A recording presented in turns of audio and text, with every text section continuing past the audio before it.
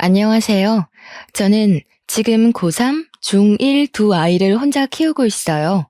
매번 여기 사연을 들으면서 같이 화도 내고 답답해 하기도 하고 응원도 하고 그랬는데 오늘은 제가 여러분께 위로도 듣고 조언을 듣고 싶어서 이렇게 사연을 보내요. 저는 남편과 2년 전에 이혼했어요. 처음에 이혼을 결심할 때는 정말 막막하고 잘 살 수 있을까 하는 걱정이 많았어요. 사실 여자 혼자 두 아이를 키운다는 건 쉬운 일이 아니잖아요. 하지만 아이들의 적극적인 지지와 도움 덕분에 이혼을 결심하고 지금은 우리 세 명이 똘똘 뭉쳐서 전보다 더 행복하게 살고 있어요. 이혼이라는 것이 좋은 이야기는 아니지만 그래도 용기를 내어 저의 이혼 이야기를 한번 해볼까 해요. 저와 남편은 결혼하고 나서 원래 살던 곳이 아닌 다른 지역으로 이사를 하고 바로 아이를 가졌어요. 아이가 태어난 후 친정이나 시댁이 다 멀어서 도움을 받을 수 없던 상황인지라 저는 집에서 아이를 돌보게 되었고 남편은 기존에 다니던 회사를 거리상의 문제로 관두고 제 친척 오빠가 운영하는 신발 가게에서 일하게 되었어요. 친척 오빠는 제게는 친절하고 재밌는 사람이었지만 일할 때는 아주 엄하고 예민한 사람이었어요. 그래도 남편에게는 알게 모르게 보너스를 많이 챙겨주기도 하고 아이가 갑자기 많이 아프거나 급한 일이 생기면 편의를 많이 봐주기도 했어요. 그러나 남편은 친척 오빠의 운영 방식에 불만이 많았어요. 하지만 둘째 아들이 아직 어리고 앞으로 애들 앞으로 나갈 돈이 한창이니 어쩔 수 없이 참고 꽤 오랫동안 일하다가 도무지 힘들어서 못 해먹겠다며 친척 오빠와 한바탕 크게 싸우고 관두었어요. 그 후 남편은 자신의 친척이 운영하는 공장의 공장장으로 들어가야겠으니 당시 살고 있던 서울에서 경기도로 이사를 하자고 하더라고요. 그 당시 큰딸이 중3이었고 둘째 아들은 초등학교 4학년이었어요. 멀리 이사를 하다 보니 아이들도 전학을 가야만 했는데 저는 큰딸이 걱정되더라고요. 사실 큰딸이 조금 소심하고 조용조용한 성격이거든요. 그래서 친구도 두루두루 사귀지 못하고 한 친구만 깊게 사귀는 편이에요. 이런 성격의 아이가 이미 무리가 다 지어질 대로 지어졌을 중3 때 전학을 가면 과연 잘 적응할 수 있을지 걱정이 되더라고요. 그래서 남편에게 차라리 1년만 더 있다가 큰딸의 고등학교 입학과 동시에 이사를 하자고 했어요. 그런데 친척의 공장에서는 지금 사람이 없으니 남편에게 빨리 오라고 했었나 봐요. 그래서 어쩔 수 없이 남편은 경기도 친척의 집에서 살고 저와 아이들은 서울에서 살다가 1년 뒤에 경기도로 이사하기로 했어요. 그런데 남편이 경기도의 친척 집에서 출퇴근한 지 일주일이 지나자 눈치 보인다고 차라리 빨리 이사를 오라고 하는 거예요. 그때가 4월이었어요. 이제 학교에서는 단짝이 생기고 노는 무리가 형성되었을 시기인데 전학을 가자니 아이들이 너무 걱정되었어요. 요새 뉴스에서 보면 학교 폭력도 이전과는 다르게 아주 심각하잖아요. 안 그래도 마음이 여린 큰딸이 혹시라도 나쁜 아이들의 표적이 되어 왕따라도 당하게 되면 어쩌나요? 그래서 아직은 아이들 때문에 지금 당장 이사는 안 될 것 같고 차라리 거기 근처에 원룸을 구해서 살라고 했어요. 그랬더니 자기 혼자는 못 살 것 같고 다달이 쓸데없는 돈을 쓰는 것이 아깝다며 일단 빨리 이사하자고 하더라고요. 하도 독촉을 하길래 어쩔 수 없이 남편이 다니는 공장 근처로 집을 알아보는데 교통편 좋고 학교도 가까운 곳에 마땅한 집이 없었어요. 그렇게 또 한 달 정도가 흘러가자 남편은 제게 나는 친척집에서 눈치 보며 사는데 왜 이렇게 집을 못 구하냐며 화를 냈죠. 그러더니 저에게 말도 없이 혼자 대출을 받고 집을 계약하고 와서는 8월에 이사하는 거로 끝냈다고 통보를 하더라고요. 저는 아무리 그래도 우리가 부부인데 제게 말도 없이 혼자서 결정한 것에 너무 화가 났어요. 일단 집을 구했다고는 하니 어떤지 확인을 해보려고 갔는데 신축 빌라라 깔끔은 하지만 앞뒤로 다 빌라 짓는다고 공사 중이고 학교도 엄청 멀었어요. 그리고 너무 외져서 여기서 정말 사람 하나 납치당해도 아무도 모르겠더라고요. 대형마트도 엄청 멀어서 가려면 버스를 타고 가야만 했어요. 저는 왜 이런 곳에 상의도 없이 대출까지 받아서 집을 구했냐고 뭐라고 했지만 남편은 제 말은 듣지도 않았고 자기는 눈치를 보면서 살고 있다며 내 생각은 어떻게 하나도 하지 않냐고 자기 입장만 구구절절 얘기하더라고요. 저는 어차피 집에 있으니 그렇다 치고 아이들의 입장은 하나도 생각하지 않은 채 자신이 힘든 것만 얘기하는데 정말 어쩜 사람이 이렇게 이기적일 수도 있나 싶더라고요. 앞뒤가 꽉 막힌 남편과 대화라는 것을 시도하자니 정말 벽에다 대고 말을 하는 것 같아 저도 그냥 말하다 말고 지쳐서 집으로 혼자 돌아왔어요. 그 뒤로 저는 서울에서 혼자 아이들을 돌보며 이사 준비를 했네요. 그렇게 시간이 흘러 8월이 되어 저와 아이들은 원치 않는 이사를 하고 짐도 어느 정도 정리하며 아이들의 전학까지 완료했어요.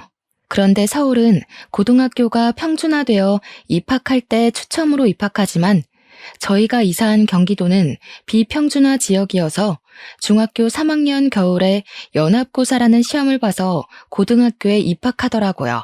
만약 연합고사를 제대로 보지 못하면 다른 지역 고등학교에 가야 했어요. 그런데 평소에는 연합고사를 잘 보지 못해도 다들 충분히 갈 수 있었지만 우리가 이사 올 당시 이 지역 중3 학생 수가 고등학교 입학 정원보다 많아 필수적으로 300명 정도는 다른 지역으로 가야만 했어요. 즉, 다른 연도와는 다르게 이번에는 연합고사를 형식적으로가 아닌 정말 제대로 잘 봐야지 원하는 고등학교에 갈 수 있는 상황이었죠.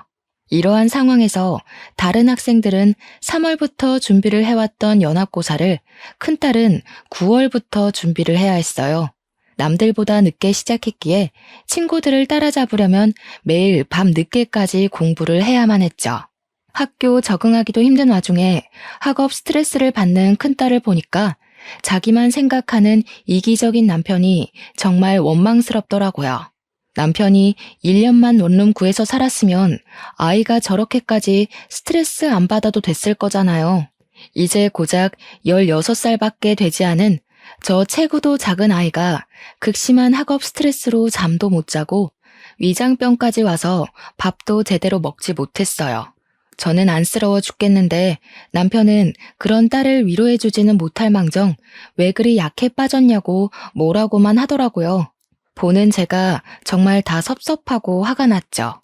한 번은 남편에게 여기로 이사만 오지 않았어도 큰딸이 저렇게까지 고생을 안 했을 것이라고 말했더니 남편은 그럼 나는 1년간 친척 집에서 눈치 보며 살아야 하는데 그런 건 생각하지 않냐고 제게 뭐라고 하더라고요. 남의 자식도 아니고 자기 자식이 저렇게 고생을 하는 것을 보고도 여전히 자기만 생각하는 남편을 보니 정말 저런 것도 아빠인가 싶더라고요. 그래도 어쩌겠나요. 이미 이사는 왔고 아이는 이제 서울 중학생이 아닌 경기도 중학생인 것을요. 정말 많은 걱정을 했지만 큰딸이 제 생각보다 내면이 강한 아이였는지 학교에서도 절친이 생기며 적응을 완벽하게 잘했고 이어지는 중간고사에서도 전교 10등 안에 들었어요. 그 후에도 학교 생활을 무난하게 했습니다. 연합고사도 짧은 시간 준비했음에도 좋은 성적이 나와 집 근처에 원하는 고등학교로 입학할 수 있었어요. 둘째 아들도 성격 좋은 활발한 아이라 진작에 학교에 잘 적응하여 친구들도 잘 사귀고 선생님께도 귀염받고 잘 다녔네요. 이렇게 아이들에 대한 걱정이 한시름 놓이니 우리 집 가정 형편이 걱정되었어요. 남편이 돈을 벌기는 하지만 아이들이 커가고 점점 지출이 늘어나기 시작하면서 저도 이제는 돈을 벌어야겠다는 생각이 들더라고요. 그런데 지인들이 없는 이곳에서 오랫동안 경력이 단절된 저를 써주는 곳은 아무 곳에도 없었어요. 한 달간 정말 많은 곳에 이력서를 넣은 결과 일식집에서 근무할 수 있냐고 연락이 왔죠. 오후 5시부터 새벽 3시까지 홀서빙을 하는 일이었는데 급여도 나쁘지 않았고 가게도 깔끔하고 사장님과 직원분들도 다 좋아 보였어요. 다만 가게가 조금 멀리 있어서 새벽에 퇴근이 걱정되더라고요. 이 부분에 대해 말씀드렸더니 사장님이 집 앞까지 퇴근을 시켜주실 수 있다고 해서 바로 출근을 하게 되었어요. 그렇게 한 달 정도가 지났어요. 처음으로 새벽까지 일하니 몸이 고되기는 했지만 그래도 적지 않게 돈을 벌고 사람들도 다들 잘해주니 좋았어요. 그런데 제가 일을 하기 시작한 후로 남편이 아예 생활비를 주지 않더라고요. 수도세나 전기세 같은 공과금은 제 월급으로 나간다고 해도 적어도 아이들 교복비, 학비와 같은 양육비는 줄 법도 한데 이조차도 전혀 주지를 않았어요. 제가 생활비나 아이들 학원비를 내야 하니 돈을 좀 보내달라고 하면 남편은 너도 돈을 버는데 내가 왜 줘야 하냐고 하더라고요. 저도 돈을 벌기는 하지만 솔직히 그 돈이 많은 돈도 아니었고 아이들 학비나 용돈, 공과금을 내고 나면 저도 오히려 돈이 부족한 상황이었어요. 그나마 결혼하면서 친정엄마가 주신 비상금이 있어 망정이지 그 돈도 없었으면 저는 돈이 한 푼도 없는 상황이었죠. 그래서 제 월급 명세를 보여주며 공과금에 아이들 학원비, 학교 준비물을 사면 생활비나 반찬값이 한 푼도 없다고 했어요. 그래도 남편은 절약하고 줄이라고 하면서 절대 돈을 주지 않더라고요.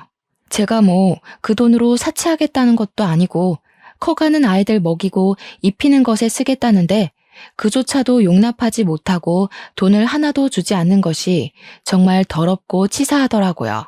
남편이 이런 식으로 나오니 저는 새벽까지 하는 일이 힘들어도 일을 관둘 수가 없었어요. 그러던 어느 날이었어요. 큰딸이 야간 자율학습을 마치고 밤 10시에 집에 오는데 집 근처에서 동네 깡패들을 만났다고 했어요. 다행히 큰딸이 잽싸게 뛰어와서 큰일은 없었지만 딸아이가 그런 일을 겪었다는 것이 너무 속상하더라고요. 제가 그 시간에 집에 있으면 당연히 학교 앞으로 나가겠지만 저는 그 시간에 가게에 있어야 하는 상황인지라 남편에게 어제의 일을 이야기하며 밤 10시에 아이를 데리고 오라고 부탁했어요. 남편은 고1이면 다 컸는데 무슨 데리러 가냐며 오히려 저한테 과잉보호한다며 뭐라고 하더라고요. 저는 그런 남편이 도무지 이해가 되지 않았어요. 제가 뭐 매일 데리러 가라는 것도 아니고 집이 외지고 근처에 사는 친구가 하나도 없는 상황에서 딸이 깡패를 만났다는데 부모라면 당연히 아이를 지켜야 하는 것 아닌가요?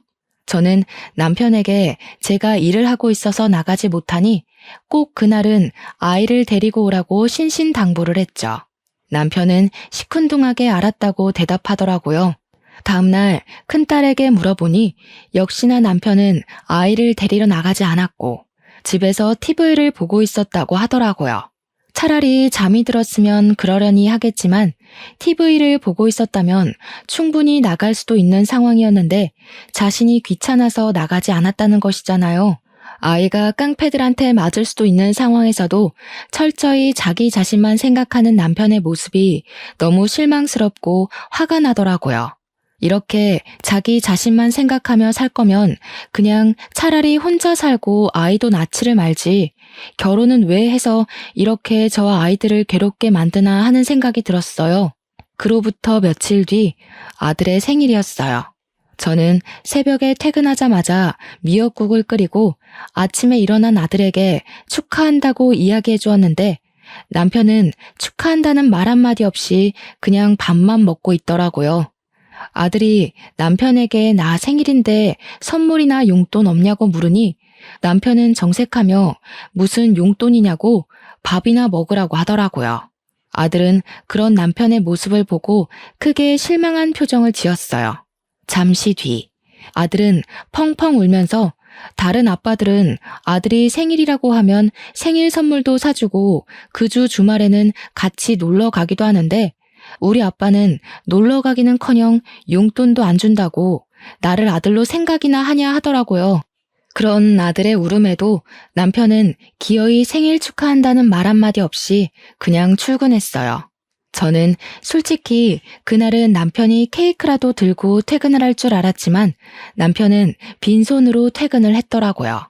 그 뒤로 아들과 남편의 사이는 급속도로 멀어졌네요. 남편이 아이들에게 하는 모습을 보면 정말 당장이라도 이혼을 해버리고 싶었어요. 하지만 아이들이 엄마랑만 사는 것보다는 아빠와 함께 사는 것이 더 좋다고 생각되어 남편의 이기적인 행동을 보면서도 바보같이 참고만 살았어요. 그러다가 연말이 되었어요. 연말에는 회식도 많아서 가게에도 손님들이 정말 많았고 장사를 마치고 정리를 하면 늘 새벽 5시였어요. 그래도 사장님이 가게에서 우리 집에 먼데도 여전히 매번 퇴근할 때 집 앞까지 태워다 주셔서 항상 편하게 퇴근을 할 수 있었죠. 어느 12월의 금요일 밤이었어요. 그날은 송년회나 회식으로 유달리 손님이 많아 정말 힘들었고 장사를 끝내니 새벽 5시였어요. 정말 피곤한 몸을 이끌고 사장님 차를 타고 퇴근을 했는데 남편이 그 시간에 안 자고 거실에 앉아 있더라고요. 왜 안 자고 있냐고 물었더니 남편이 저를 아주 매섭게 노려보며 화를 냈어요. 너 이 시간까지 그놈이랑 같이 있었지? 애들도 있는데 잘하는 짓이다. 무슨 소리야? 나 지금까지 가게에서 일하다 왔어. 거짓말하지 마. 내가 방금 너 그놈 차에서 내리는 거 다 봤어. 그리고 원래 3시에 끝나잖아. 지금 6시야. 지금까지 그놈이랑 같이 있었잖아. 아니야? 요새 연말이라 손님들 많아서 늦게 끝난다고 얘기했잖아. 그리고 그분은 사장님이야. 새벽에 택시비도 비싸고 잘 잡히지도 않으니까 집 앞까지 태워다 주는 거라고. 그럼 왜 너만 그 차에서 내려? 다른 직원들은 어디에 가고? 그리고 내가 오늘만 본 줄 알아? 어제도 지난주에도 그 차에서 내리는 거 내 두 눈으로 똑똑히 봤어. 이게 불륜이지 뭐야? 사장이랑 바람 피우는 불륜녀. 일하고 오느라 피곤한 나에게 남편은 사장님과 바람 피우는 불륜녀라며 말도 안 되는 의심을 하고 소리를 지르며 화를 냈어요. 하지만 저는 정말 맹세코 사장님한테 다른 마음 품은 적이 단 한 번도 없었고 무엇보다 가게에 사모님이 함께 계셨어요. 제가 만약에 사장님과 불륜을 저질렀다면 이미 그 가게에서 잘렸겠죠. 그리고 사장님이 저만 태워다 주는 게 아니라 전 직원 다 태워주는데 우리 집이 가게에서 제일 멀어서 제가 제일 늦게 내리는 것 뿐이거든요.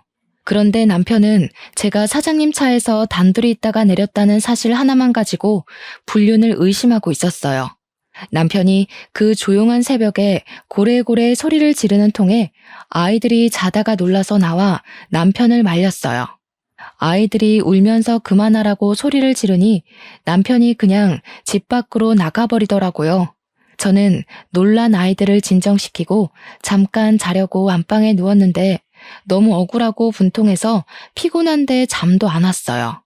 잠시 후 아이들은 친구들 만나러 나가고 저 혼자 그냥 멍하니 누워있는데 남편이 들어왔어요. 진짜 솔직하게 말해봐. 정말 그놈이랑 만나는 거 아니야? 당연히 아니라고. 요새 연말이라서 손님들 많아서 늦게 끝나는 거라니까. 게다가 가게 사모님도 같이 일하고 계시는데 만나고 뭐하고 할 게 뭐가 있어. 그럼 차라리 일 관둬. 그 일 관두고 다른 일해. 가게는 많잖아. 안 그래? 내가 왜? 나 이제 여기서 일 적응해서 잘 다니고 있는데 왜? 그리고 솔직히 다른 곳보다 여기가 훨씬 돈도 많이 줘. 애들 학비며 용돈, 생활비에 공과금까지 다 내 돈으로 하는 마당에 내가 왜 이 좋은 일자리 두고 다른 곳에 가야 하는데? 네가 돈도 안 주면서 어떻게 먹고 살아? 애들이랑 다들 쫄쫄 굶고 살아? 그건 그냥 아껴서 하면 되잖아. 사람이 자기 분수에 맞게 살아야지. 어떻게 맨날 고기만 먹어? 뭐? 내가 언제 뭐 비싼 고기를 먹지? 그리고 나만 먹어? 우리는 밥에 김치만 먹어도 커가는 애들은 고기도 먹고 해야 하잖아. 한 근에 얼마 안 되는 삼겹살 좀 애들 먹이고 싶은데 생활비에 공과금 내 월급으로 내고 나니 돈이 없더라 돈이. 말이 나와서 말인데 도대체 네 월급은 다 어디에다가 쓰니? 너야말로 새살림 차려서 여자한테 돈 다 갖다 바치는 거 아니야? 너 말이면 다인 줄 알아? 너야말로 그놈이랑 불륜 저지르고 거기 계속 그렇게 다니는 거 아니야? 네 남편이 그렇게 싫다는데 굳이 거기에 가야겠어? 이렇게 가게가 많은데 저는 혼자 오해하고 진실을 알려고 하지도 않으며 귀를 닫아버린 남편과 이야기를 하자니 속이 터져서 돌아버리겠더라고요. 말해봤자 제 입만 아프고 시간만 낭비되니 그냥 나 잘 테니까 나가라고 했어요. 그런데도 남편은 계속 그곳을 관두지 않으면 이혼하겠다는 말까지 하더라고요. 솔직히 지금도 제 돈으로 다 먹고 사니 이혼을 해도 경제적으로 큰 문제는 없었어요. 아이들도 이제 혼자서 학교 다녀오고 저 없이도 알아서 밥도 잘 차려 먹고 생활할 수 있기도 했고요. 그런데 갑자기 이혼하면 아이들이 받을 정신적인 상처가 걱정되었어요. 특히 감정이 예민한 큰딸은 더 큰 상처를 받을 것 같았어요. 그래서 일단은 아이들이 성인이 될 때까지는 남편이 저래도 참고 그냥 한 귀로 듣고 한 귀로 흘리며 기다려야겠다고 생각했어요. 남편은 그 뒤로도 계속 저를 의심했죠. 그러나 여기만큼 급여를 잘 주고 사람도 좋은 곳을 찾지 못해서 저는 의심을 하든 말든 그냥 계속 다녔어요. 사실 제가 일식집에서 정말 다른 남자를 만난 것도 아니고 사장님과 눈이 맞은 것도 아닌데 남편이 오해한다는 이유 하나만으로 이렇게 좋은 직장을 관둘 필요가 전혀 없잖아요. 무엇보다 남편은 생활비를 일절 주지 않았어요. 제가 만약에 남편의 말대로 여기보다 급여는 훨씬 적은 곳으로 간다고 해서 생활비를 줄 것 같지도 않았거든요. 어떤 핑계를 대서라도 생활비 한 푼 안 줄 사람이란 것을 알기에 더더욱 관둘 수가 없었어요. 그렇게 매일 싸움으로 지쳐가던 어느 날이었어요. 하루는 일하는데 새벽 2시에 큰딸에게 전화가 왔어요. 아빠가 이 시간에 집에 없다는 거예요. 일단 알겠다고 하고 남편에게 전화했어요. 그런데 받지를 않더라고요. 전화를 끊고 다시 일하려는데 사장님이 저를 부르더니 살 것이 있다고 잠깐 편의점 좀 다녀오라고 하셨어요. 저는 가게에서 나와 편의점으로 향했어요. 편의점을 가려면 큰 신호를 건너 아파트 단지 앞까지 가야 했죠. 아파트 단지 앞으로 걸어가는데 저 멀리 남편과 웬 여자가 팔짱을 끼고 걷더라고요. 저는 남편을 부르려다가 뭔가 이상해서 이게 무슨 상황인지 지켜보기로 했어요. 그 둘은 팔짱을 끼고 아파트 안에까지 들어갔어요. 저는 계속 쫓아가서 몇 동으로 들어가고 몇 층으로 올라가는 집까지 알아냈어요. 그리고 저도 바로 따라 올라갔죠. 엘리베이터를 타고 해당 층에서 내리니 그 층에 2개의 집이 있더라고요. 오른쪽의 집은 아예 불이 꺼져 있었고 왼쪽 집은 불이 켜져 있었어요. 현관에 귀를 살짝 대보니 남편과 여자의 대화 소리가 들리더라고요. 저는 이 집에 남편이 있다고 확신하고 벨을 눌렀죠. 여자가 먼저 누구냐고 묻길래 일부러 말을 안 하고 가만히 있었어요. 제가 조용히 있다가 다시 벨을 누르니 남편이 누군데 이 시간에 벨을 누르냐고 화를 내며 현관문을 열었어요. 그런데 제가 그 앞에 서 있는 모습을 보고 깜짝 놀라더라고요. 네가 왜 여기 있어? 이 집은 어떻게 알고 온 거야? 너야말로 집에 있어야 할 이 시간에 이 집에 저 여자랑 왜 있니? 희진이가 전화 왔더라. 새벽에 잠깐 깼는데 네가 없다고. 아, 이렇게 2집 살림해서 우리 아이들 키울 돈이 없었니? 그래? 그래놓고 나한테 불륜을 저지르니 마느니 방귀 낀 놈이 성낸다더니 딱 그 꼴이네. 여보, 누구야? 누구길래 이렇게 화를 내? 아이 이야기는 또 뭐고? 여보? 지금 상황 보면 모르시겠어요? 이 사람 원래 저랑 결혼해서 애가 2이나 있는 유부남이에요. 뭐 어차피 저는 이 사람 성격에 질려서 이혼하려던 참이었으니까 그쪽이 이 남자를 가지든 말든 알아서 하세요. 서영아, 아니야. 이 사람 옛날에 한번 만났는데 정신이 좀 오락가락해. 허언증도 있고 좀 그래. 이 시간에 이렇게 다니는 거 보면 모르겠어? 그렇게 병원을 가라는데도 가지도 않고 그러네. 그니까 서영이는 상관하지 마. 알았지? 그냥 정신 나간 여자야. 남편은 저를 정신병자 취급하며 정신 나간 여자라고까지 했어요. 지금 생각해보면 딱히 틀린 말은 아니었던 것 같아요. 자기밖에 모르고 제멋대로 상상의 나래를 펼치고 의심하는 사람과 사느라 그때는 정말 저도 제정신으로 버티기가 힘들었거든요.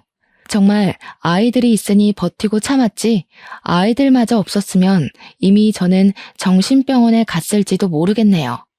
아무튼 그런 남편의 말을 상간녀는 그 말을 또 곧이곧대로 듣고 저에게 나가라고 하더라고요. 저는 더 화내고 따져묻고 싶었지만 상간녀와 남편이 나를 밀어내고 문을 닫아버리는 통에 나올 수밖에 없었어요. 아파트 밖으로 나와 다시 정신을 가다듬고 편의점 갔다가 가게에 들어가는데 이 상황이 화가 나는 것이 아니라 오히려 마음이 싹 정리되면서 편안해지더라고요. 그날 홀가분한 마음으로 퇴근하고 집에 오니 새벽 4시였고 남편은 당연히 집에 없었어요.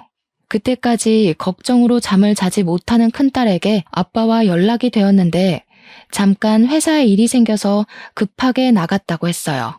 아무리 못된 남편이라도 아이들에게는 자신을 낳아준 아빠인데 그런 아빠가 다른 여자와 살림을 차렸다는 이야기는 차마 못하겠더라고요.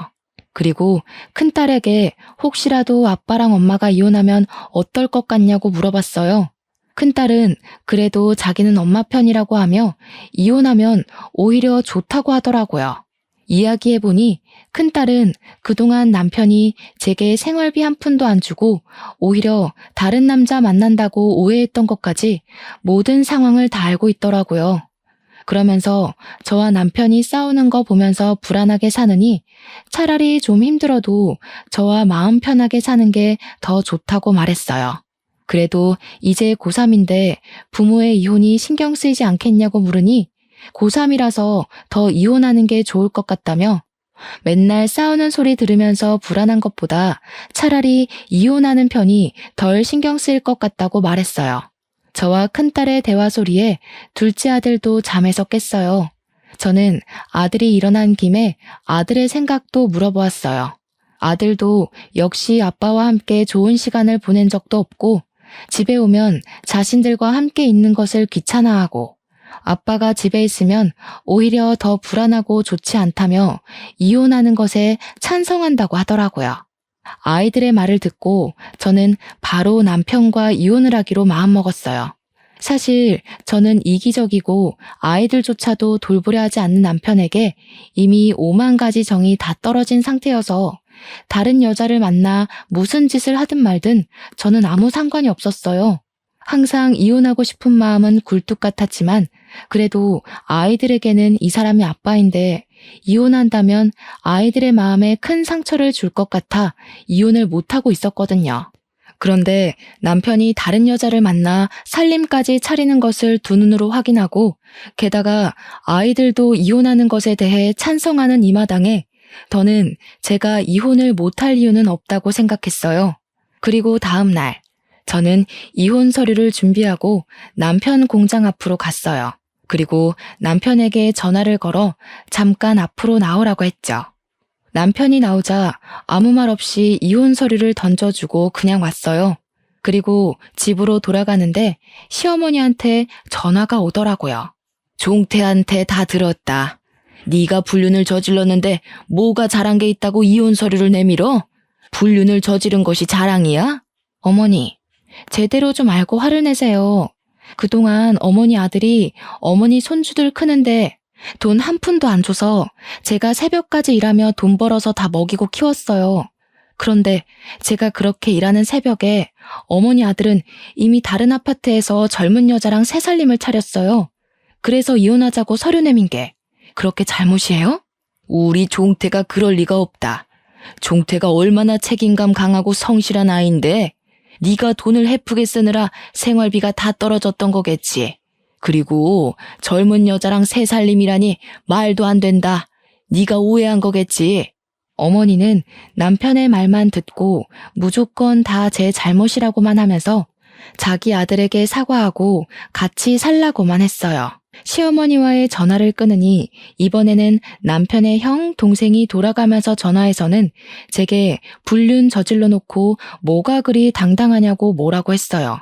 게다가 남편 회사의 사장님인 친척 형까지 저한테 전화해서 남편이 돈 벌어다 주면 알뜰살뜰하게 집에서 살림이나 잘할 것이지 돈도 헤프게 쓰고 다른 남자까지 만나냐며 뭐라고 하더라고요. 누가 한 가족 아니랄까봐 남의 말은 하나도 듣지 않고 혼자 오해하고 의심하는 게 다들 똑같더라고요. 저는 너무 화가 나서 견딜 수가 없었어요. 이 사람들에게 남편의 잘못을 확실히 알려주기로 했어요. 남편이 잘못해서 이혼하는 마당에 꼭 내가 잘못해서 이혼한 것처럼 있기는 억울하잖아요. 일단 가게에는 죄송하지만 급하게 집안일이 생겨 일주일만 쉬겠다고 양해를 구했어요. 그리고 남편이 퇴근할 시간에 맞춰 상간녀가 사는 아파트 앞으로 갔죠. 얼마 지나지 않아 남편이 나타났어요. 제가 이혼하자고 하니 이제는 아주 당당히 제 집 가듯이 들어가더라고요. 저는 기회를 놓치지 않고 아파트에 들어가는 사진을 찍었어요. 또 사진 찍을 것이 있을까 싶어 기다리는데 마침 둘이 팔짱 끼고 다정하게 나오더라고요. 몰래 쫓아가니 세상 다정한 부부처럼 장을 보고 있더라고요.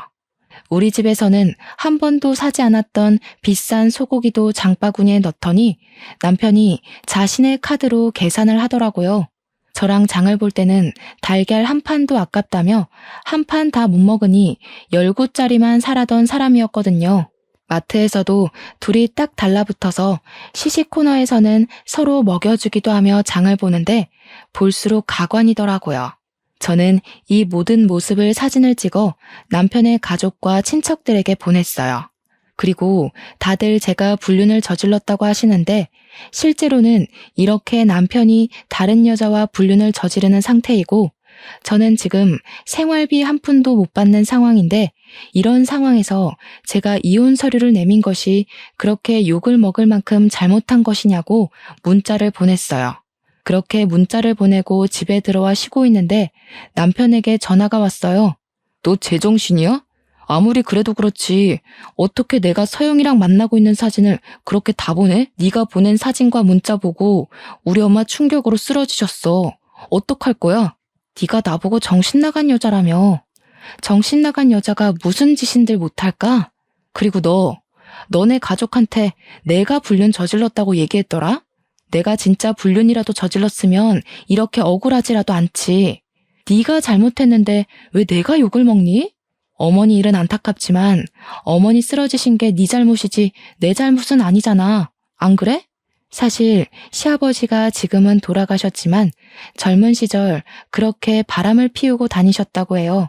정말 여자 문제, 돈 문제로 시어머니가 마음고생을 말도 못하게 하셨죠. 그런데 아버지를 절대 닮지 않겠다고 다짐했던 아들이 자기 남편과 똑같은 짓을 하고 이혼당하게 생겼으니 그 충격에 쓰러지신 거죠. 어머니께서 쓰러지신 것은 너무 안타까운 일이지만 이 와중에도 남편은 자신의 잘못은 생각하지도 않고 무조건 다 제 탓으로 돌리더라고요.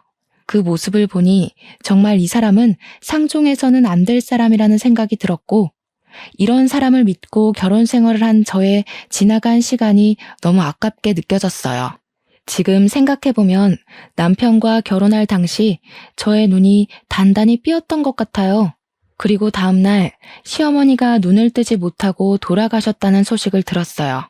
저는 남편의 얼굴이 보기 싫어 장례식장에도 가기 싫었지만 그래도 평소에는 시어머니가 잘해주시기도 했고 마지막 길을 가시는데 찾아가지 않는 것도 예의는 아닌 것 같아 어쩔 수 없이 장례식장으로 향했어요. 그래서 장례식장 안으로 들어섰더니 어디선가 싸우는 소리가 들리더라고요. 그런데 목소리가 뭔가 익숙해서 싸우는 소리를 따라가 보니까 남편이 자신의 가족, 친척들과 어머니의 영정사진 앞에서 크게 다투고 있었어요. 가만히 들어보니 제가 어제 보낸 사진과 문자에 관한 내용을 가지고 다투고 있더라고요. 남편의 가족들과 친척들은 문자의 내용을 남편에게 보여주며 아버지가 어머니를 얼마나 힘들게 했는데 그 모습을 보고 자란 네가 어떻게 그럴 수 있냐고 다들 남편에게 한 소리를 하고 있었어요. 그 사이에서 남편은 아니라고 다들 오해하고 있다고 해명을 하고 있었죠. 그러다가 제가 장례식장 안으로 들어서니 남편이 저를 보고 화를 버럭 내며 오더라고요. 네가 여기에 왜 와? 다른 사람들한테는 다 보내도 우리 엄마한테는 보내지 말았어야지. 네가 우리 엄마를 죽인 거야. 네가. 불륜이나 저지른 주제에 잘도 돌아다닌다. 그놈의 불륜. 막말로 내가 사장님이랑 불륜을 저질렀던 증거라도 있어? 내가 사장님 집에 단둘이 들어갔다거나 손이라도 잡았거나 팔짱이라도 낀 증거라도 있냐고. 자기는 서영이라는 년이랑 팔짱도 끼고 살림도 차리고 할 것 다 했으면서 너야말로 불륜을 저질러 놓고 뭘 잘했다고 행패야? 저는 어지간하면 싸우지 않으려고 했지만 아직도 자신의 잘못을 인정하지 못하고 뻔뻔하게 구는 남편의 모습에 화가 나 결국 어머니의 영정사진 앞에서 크게 화를 냈어요. 저와 남편의 말다툼이 점점 심해지자 모든 친척이 와서 말렸어요. 저도 어머니께서 돌아가신 마당에 이렇게 싸우는 것은 아닌 것 같아서 그만하고 어머니께 인사만 드리고 바로 돌아왔네요. 그리고 장례가 마친 후 우리는 바로 이혼을 진행했어요. 이혼하기까지 남편의 잘못이 매우 컸기에 저는 위자료를 받고 비교적 빨리 이혼을 할 수 있었어요. 집은 남편 명의였으니 저와 아이들은 살던 집에서 나와 학교 근처에 새로운 집을 구했어요. 집이 작아져서 아이들이 실망할까 걱정했지만 다행히도 아이들은 학교가 가까워서 좋다고 말했어요. 이렇게 저와 두 아이는 이사를 하고 나서는 한 번도 큰 소리 내지 않고 우리끼리 알콩달콩 재밌게 살았어요. 경제적으로 넉넉하지 못하고 저도 일하는 것이 힘들기는 했지만 그래도 의심하는 남편이 없이 마음 편하게 지낼 수 있으니 너무 좋더라고요. 그렇게 한 달 정도가 지났어요. 갑자기 전 남편에게 전화가 왔어요. 저는 받기 싫었지만 이 인간이 무슨 이야기를 하려고 하나 궁금해서 받아봤더니 잠깐 일이 있다고 만나자는 거예요. 저는 당연히 싫다고 하고 그냥 끊어버렸죠. 그러고 나서 집에서 쉬고 있는데 누가 문을 똑똑 두드리더라고요. 문을 열어보니 전 남편이었어요. 그때가 평일 낮이라 회사에 있을 시간일 텐데 거짓골이 돼서 제 앞에 서 있더라고요.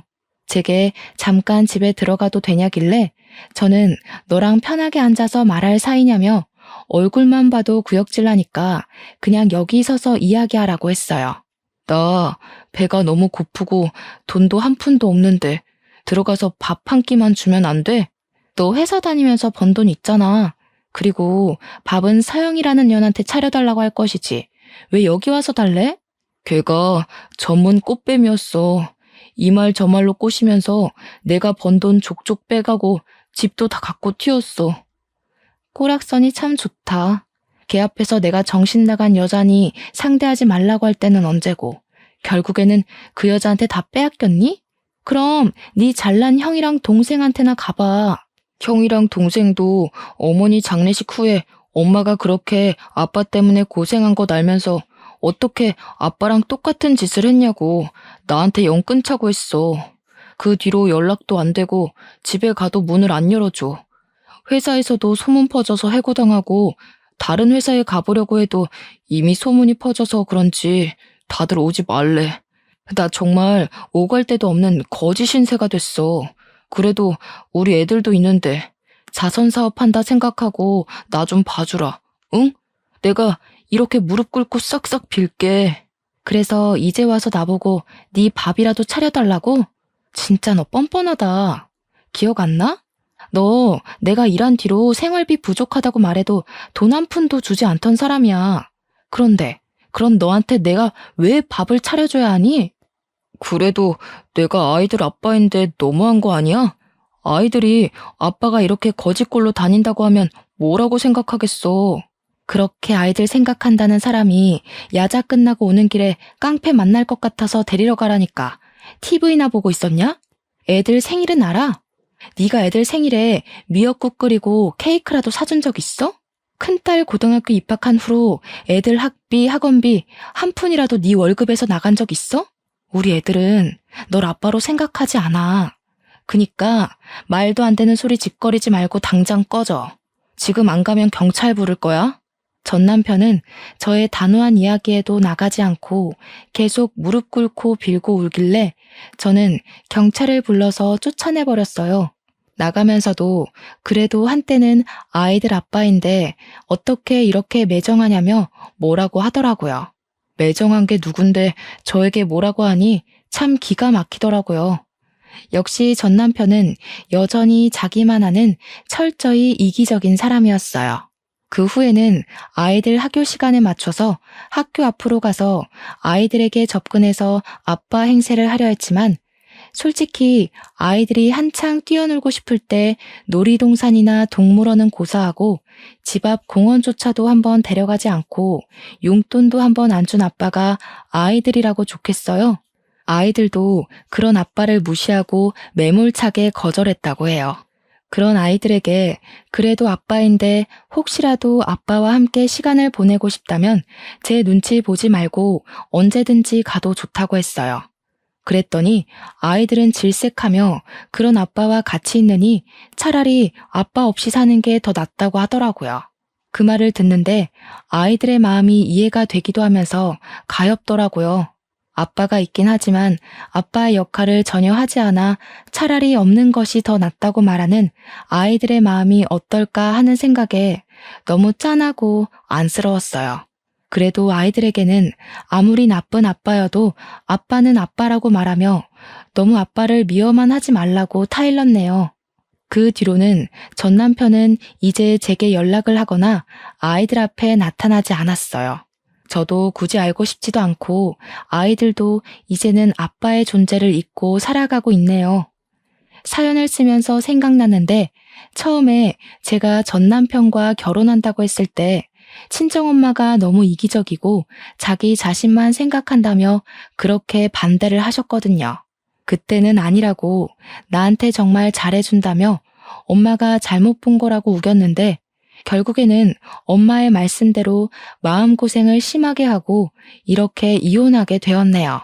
전 남편으로 인해 한창 힘들 때는 엄마의 말을 듣고 그대 결혼을 하지 말았어야 했다는 생각을 하기도 했어요. 하지만 한편으로는 전 남편과 결혼해서 누구보다도 야무지고 속이 꽉 찬 두 아이를 만났으니 그래도 결혼을 통해 제 인생의 가장 큰 보물을 얻었다는 생각도 드네요.